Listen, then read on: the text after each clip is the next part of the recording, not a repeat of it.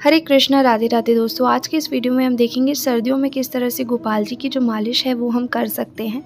तो यहाँ पर किस तरह का जो गादी वगैरह है वो आपको यूज़ करनी है, तेल घी क्या यूज़ करना है, विस्तार से हम जानने वाले हैं। तो अंत तक वीडियो ज़रूर वॉच करें, आप सभी को इस वीडियो से बहुत हेल्प मिलने वाली है। तो चलिए वीडियो स्टार्ट करते हैं। तो दोस्तों, यहाँ पर देखिए, ये बास्केट के साथ ही जो एक राउंड बिस्तर, जिस तरह से राउंड बास्केट होती है, उसी के लिए मैंने ये एक राउंड बिस्तर लिया था। तो इसका यूज़ मैं उसमें भी करती हूँ। आज मैं गोपाल जी की मालिश के लिए भी इसका यूज़ कर रही हूँ। तो बहुत ही सॉफ्ट फैब्रिक में है ये बिस्तर। और यहाँ पर घी जो है मैंने हल्का सा गुनगुना गर्म कर लिया है, मसलन ले लिए हैं, पिलो ले लिया है। और गोपाल जी की जो पोशाक वगैरह थी वो मैंने उतार दी थी। तो बस अब यहाँ पर इनर वेयर्स जो हैं वो उन्होंने पहने हुए हैं। यहाँ पर देखिए दोस्तों, जब भी आप गोपाल जी की मालिश करते हैं तो उनके पोशाक वगैरह उतार देंगे। ठंड जो है वह लगती ही है, तो मालिश करते टाइम भी अगर आपके घर में अगर हीटर वगैरह आप यूज़ करते हैं तो उसका यूज़ कर सकते हैं, जहाँ पर भी आप गोपाल जी की मालिश कर रहे हो उस रूम में। और या फिर कोई सिगड़ी वगैरह जला सकते हैं। तो यहाँ पर देखिए, मैंने वुलन बेडशीट जैसा है, ये शॉल है एक, तो मैं इसे बिस्तर के उसमें भी यूज़ करती हूँ। तो ये मैंने यहाँ पर अच्छे से बिछा लिया है और बस अब ठाकुर जी के मैंने यहाँ पर विराजित किया है। इसके बाद अब जो इनकी सारी ज्वेलरी वगैरह है वो हम निकालेंगे और फिर ये जो इनरवेयर इन्होंने पहनी है ये निकाल देंगे। इससे पहले जब आप इनरवेयर निकाल दें, उससे पहले ध्यान रखें कि जो आसपास का एटमॉस्फेयर है, जो टेम्परेचर है वो थोड़ा नॉर्मल हो, क्योंकि गोपाल जी की पोशाक उतारने के बाद हो सकता है उन्हें ज़्यादा ठंड लग जाए। तो इसलिए मैंने यहाँ पर जो गोबर के उपले कंडे बनते हैं उनका ही मैंने यहाँ पर एक इस तरह से दिया आता है। ये मेरी मम्मी ने मुझे दिया था, इसी का मैं यूज़ कर रही हूँ। आप चाहे तो इसमें छोटे से कोयले के जो टुकड़े होते हैं वो जैसे सिगड़ी में हम यूज़ करते हैं उस तरह से भी इनका प्रयोग जो है वो कर सकते हैं। और या फिर सिगड़ी हीटर जैसा भी हो आपके पास, जैसा सामर्थ्य है, जिस तरह से आप करते हैं। मैं हीटर भी चलाती हूँ, लेकिन अभी हीटर हम लोगों ने नहीं निकाला है। लेकिन गोपाल जी के लिए यहाँ पर मैं इस तरह से कुछ प्रबंध कर रही हूँ इनकी मालिश के दौरान। तो दोस्तों, सबसे पहले इस चीज़ का ध्यान रखें जो मैंने विशेषता आपको बता दी है। दूसरी चीज़ ये कि अब कई लोग ये पूछते हैं कि दी गोपाल जी की मालिश किस तरह से करनी है। तो आप इस वीडियो में एंड तक वॉच करना, आप सभी को पता हो जाएगा, मालूम पड़ जाएगा कि मालिश जो है किस तरह से करनी है।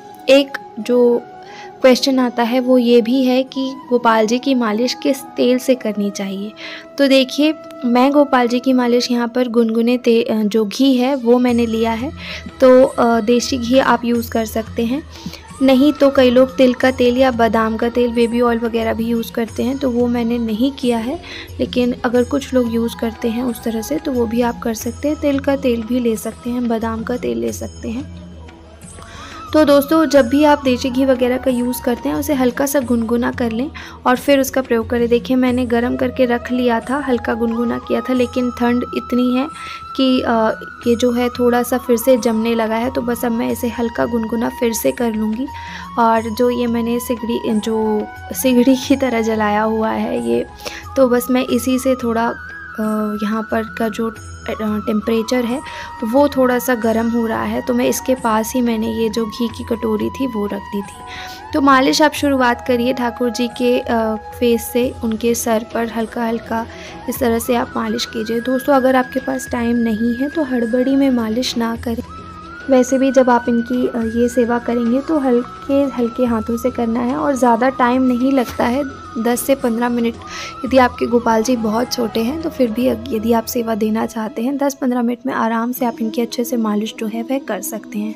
तो दोस्तों, फेस से स्टार्ट करिए, अच्छे से आप इनके सर पर भी जो है हल्के हल्के हाथों से वो मालिश क्या करें। और उसके बाद आप इनके जो हाथ पैरों पर है वो चरणों पर अच्छे से वहाँ पे मालिश करें।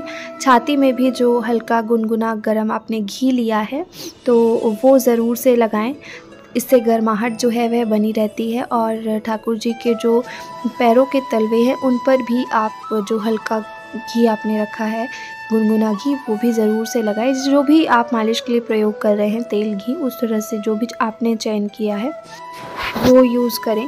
तो यहाँ पर देखिए मैंने फेस में पहले हल्के हल्के हाथों से मालिश करी है, और मालिश नहीं, हल्के हल्के हाथों से रब किया है। फिर सर में भी मैंने अच्छे से इनके जो मालिश है वह कर दी। अब उसके बाद देखिए गोपाल जी के करवट लेके इस तरह से आप लिटा दीजिए, जिस तरह से वह रात्रि में आप विश्राम कराते हैं। तो शयन की जो अवस्था होती है उस तरह आप इन्हें आराम से लिटा दें। मसलन का प्रयोग ज़रूर से करें दोस्तों, ताकि इनके हाथ जो हैं और पैर जो हैं उनको अच्छे से टेक मिल सकेगा, और मालिश भी जो है वो आप बहुत ही आराम से कर पाएंगे। तो इस तरह से आप जो है इनके जो अवस्था है आप देख सकते हैं किस तरह से ये अभी विश्राम की अवस्था में लेटे हुए हैं। तो इसी तरह से गोपाल जी के आप लिटाइए और फिर आराम से इनकी मालिश कीजिए। हल्के हल्के हाथों से मालिश करनी है। यहाँ पर मैंने इनकी छाती में भी जो है वो घी ले लिया है हल्का, जिस तरह से मैंने बताया कि गुनगुना घी लिया है, गरम कर दिया था। और जब इसका टेम्परेचर जो है थोड़ा गुनगुना हो गया तो बस उसके बाद ल्यूक वार्म जिसे कहते हैं, तो ल्यूक वार्म टेम्परेचर या गुनगुना जो हो घी हो, तब आप अच्छे से इनकी मालिश करें। और फिर यहाँ पर देखिए मैंने अब इन्हें बिठा दिया है, और उसके बाद पीछे जो पीठ के है शोल्डर्स है वहाँ पर भी इन्हें अच्छे से आप मालिश करें।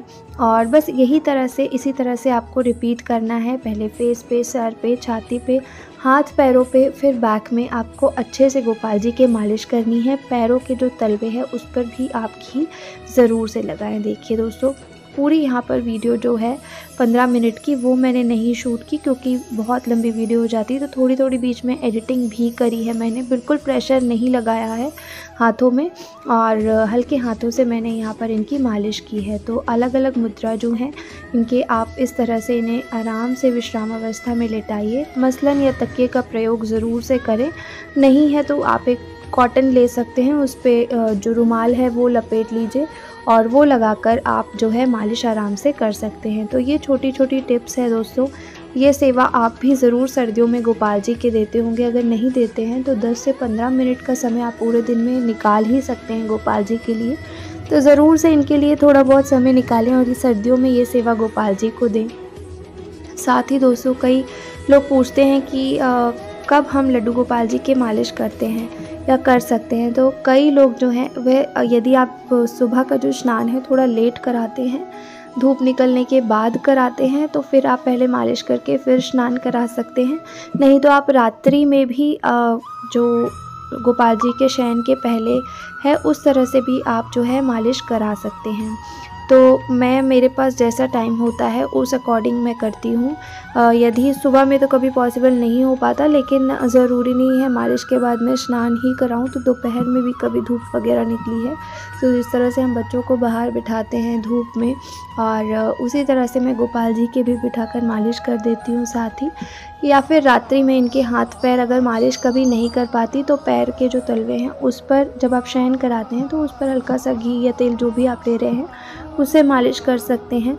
और इस तरह से मैं जो गोपाल जी की सेवा है वो देती हूँ सर्दियों में। तो यदि आप सर्दियों में गोपाल जी की मालिश नहीं करते तो अवश्य कीजिए दोस्तों, बहुत आनंद आएगा और गोपाल जी को भी बहुत अच्छा लगेगा। साथ ही इस चीज़ का ज़रूर ध्यान रखें कि जहाँ पर भी गोपाल जी विराजित है वहाँ पर उस थोड़ी गर्माहट जो है वह अवश्य हो।